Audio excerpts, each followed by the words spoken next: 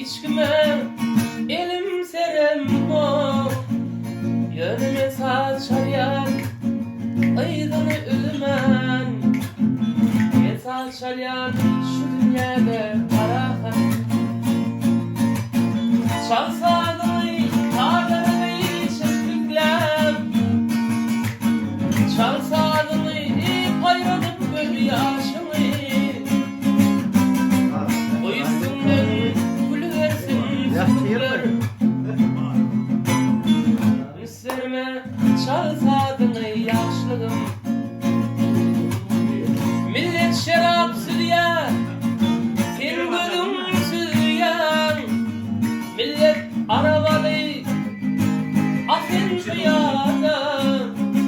Şonma da saçaryan, aydını ülmen. Sen saçaryan, şu kovali dünyada. Can kavurdan. Barım altın, meylis kurdum barımdan.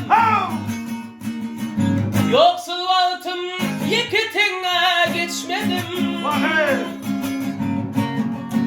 Gördüm dost, karağıma kardılar. Deryadım ben, uğrap kaldım, şişmeden. Yigrenliler, aşı söyünmüşüm.